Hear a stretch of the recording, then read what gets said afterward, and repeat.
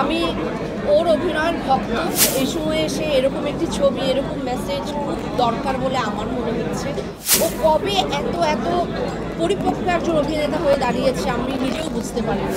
এই ডিরেক্টর বারবার তার চরিত্রগুলোকে একটু বেশি বিপদে ফেলতে ভালোবাসে। এটা বোধহয় ডিরেক্টরের, আমার মনে হচ্ছে এটা ডিরেক্টরের স্ট্র্যাটেজি বেছে এবং যার যে আমার পাশে দাঁড়িয়ে আছে, মানে আমি ওর অভিনয়ের ভক্ত।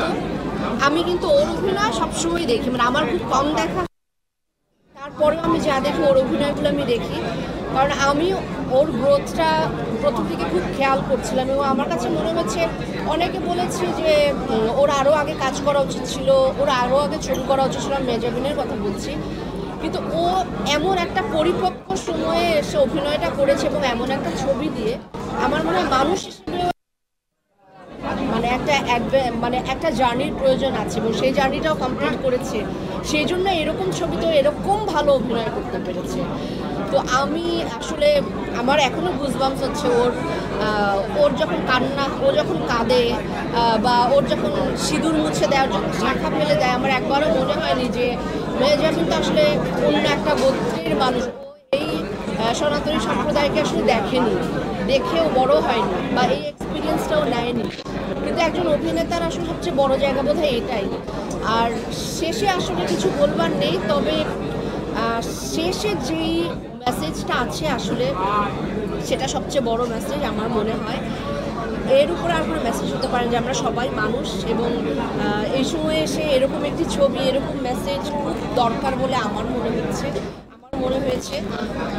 ডিরেক্টরদেরকে অসম্ভব ধন্যবাদ এরকম একটা সুন্দর একটা ছবি উপহার দেওয়ার জন্য এবং আমার মানে যারা প্রোডাকশনটা করেছে তাদেরকে ধন্যবাদ এবং সবচেয়ে বেশি ধন্যবাদ দিচ্ছি আমি এই ছবির প্রত্যেকটি মানে অভিনয় শিল্পী যারা আছেন, অসাধারণ অভিনয় করছে। রিজভি, মেজাবিনের কথা তো আলাদা করে বলবো, ওটা আমি বলছি পরে, কিন্তু রিজভি থেকে শুরু করে সমস্ত চরিত্র, হ্যাঁ হ্যাঁ সম্রাট, সবাই মানে বিশেষ করে ওর নাম সম্রাট না, সম্রাটকে আমার এত বিলিভেবল লেগেছে।